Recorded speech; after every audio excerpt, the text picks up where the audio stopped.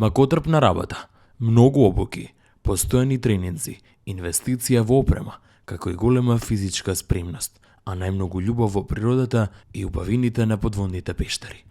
Да, ова се круцијалните работи за да се биде успешен спелеолошки нуркач, а ова пред нашата камера го потврди и Слободанка Јакимовска, долгогодишен нуркач и член на клубот Врело. Многу обуки, многу инвестирање во тренинзи, значи постојано надополнување со нови типови на нуркачки обуки. Исто така, значи, постојано вежбање, значи мораме постојано да вежбаме, да си повторуваме она што знаеме, да го совршуваме она што не знаеме. Сдруженијето Врело има голем број активности и цели. Една единствена цел е да наметнат влијание на општеството дека треба да се грижат за нашата животна средина. Собираме доста често и правиме чистење на отпад, кој што, на жал, дали туристите, дали ние сите поединци како народ, не сме доволно образовани да не фрламе отпад во околината, поготово не во водите. Она што навистина е интересно е фактот дека постои голема заинтересираност кај македонците во делот на нуркање.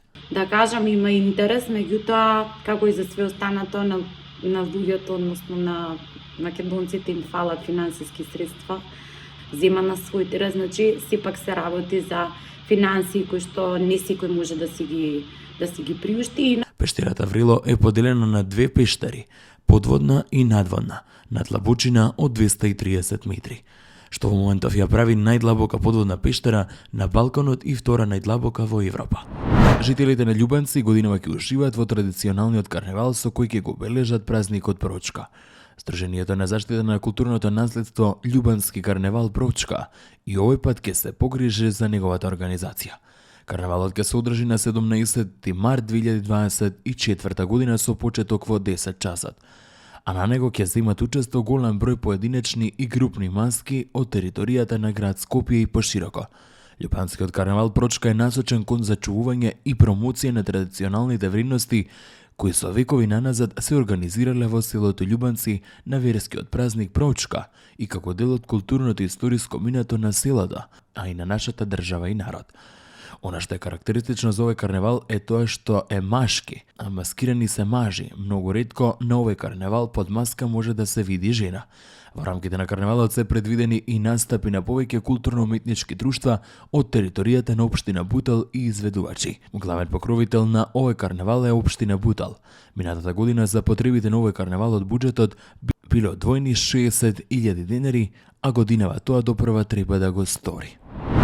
Од 1 септември ќе започне со работа новата градинка во Бутел 1, чија изградба е во завршна фаза, а се наоѓа во дворот на општинското основно училиште Свети Климент Охридски.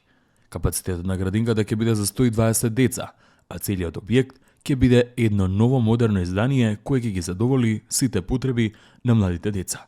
Градинката опфаќа површина од околу 950 квадратни метри во првата фаза.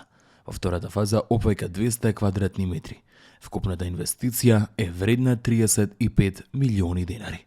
Средствата обезбедени од ТАФ програмата. 22.2024 година околу 10 часот и 30 минути во СВР Скопје било пријавено дека пред седиштето на политичката партија на подрачјето на Центар била открадена бронзената биста на народниот херој Васил Главинов, соопшти МВР.